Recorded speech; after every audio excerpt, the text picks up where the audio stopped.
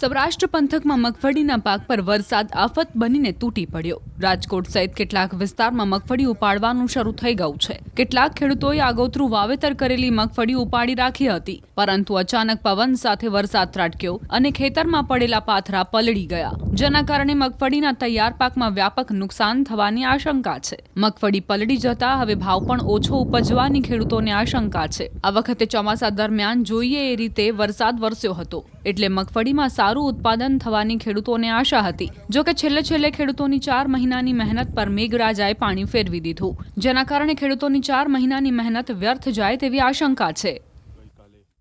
રાજકોટ પંથકમાં ગઈકાલે સાંજના સમયે ધોધમાર વરસાદ પડ્યો હતો અને એમના કારણે રાજકોટ શહેર તેમજ આસપાસના ગ્રામ્ય વિસ્તારોમાં મગફળીના પાકને જે છે એ અત્યારે નુકસાન થયું છે।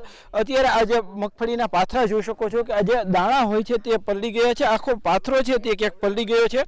હાલ જે છે તૈયાર થઈ ગયેલો મગફળીનો પાક આ છે તે જે છે અત્યારે પલળી ગયો છે। ખાસ કરીને ખેડૂતો દ્વારા છે તે મગફળીનો આ પાક ઉત્પન્ન કરવા માટે 4 મહિના જેટલો સમય જે છે એ ખાસ કરીને 4 મહિના સુધી મહેનત કરવામાં આવતી હોય છે, પરંતુ ક્યાંક જે અત્યારે જે રીતના વરસાદ પડ્યો છે ને એમના કારણે આ ખેતરમાં તૈયાર થઈ ગયેલો પાક જે છે પલળી ગયો છે, એટલે કે ખેડૂતોના મોઢે આવેલો કોળિયો છીનવાયો છે। હાલ આપણી સાથે અહીંયા ખેડૂત છે, આપણે એમની સાથે પણ વાત કરીશું।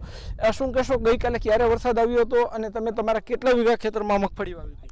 મારે આ 17 વીઘાની મગફળી હતી અને કાલ સાંજે 8 વાગી ગઈ નહીં, 7:30 વરસાદ વીજળી થઈને વરસાદ આવી ગયો અને મગફળીના પાથરા એ કાલે જ કર્યા હતા ને કાલે જ પાથરા કર્યા ને કાલે જ વરસાદ આવી ગયો। હલર ક્યારે હાલવાનું?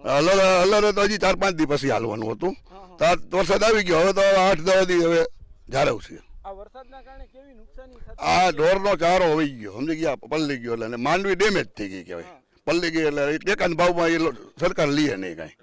પછી એ મગફળી આપણે જાર હરજ વેચો 700-800 રૂપિયા આવ્યા।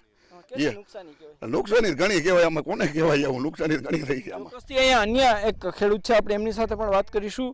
તમે કેટલા સમયથી આ મહેનત કરતા હતા અને કેવી મહેનત કરતા હતા?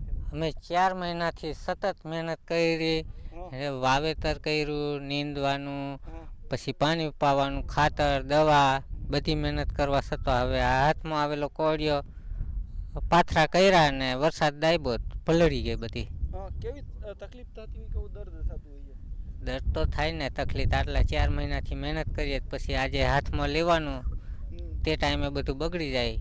કેવી મજૂરી કરતા હોય છે? મજૂરી તો રાત દિવસ કરવી પડે ને। હવે ચોક્કસથી આ ખેડૂતો છે જે મગફળીના ઉત્પાદન માટે નથી રાત જોતા નથી દિવસ જોતા, પરંતુ એકાએક આવેલા વરસાદના કારણે ખેતરમાં મગફળીના પાથરાઓ પલળી ગયા છે અને એમના કારણે જે છે તેમને મોટું નુકસાની આવી છે। હવે આ જે છે ક્વોલિટી ડાઉન થતાં કે તેમના જે ભાવ છે તે પણ ઘણા નીચા મળશે, કે ખેડૂતોને એવી પણ ભીતિ છે કે આ મગફળી છે તે ટેકાના ભાવે સરકાર કદાચ નહીં ખરીદે તો તેમને જે છે ઓપન બજારમાં નીચા ભાવે મગફળીનો પાક વેચવા પડે તેવી સ્થિતિ પણ ખેડૂતો કહી રહ્યા છે।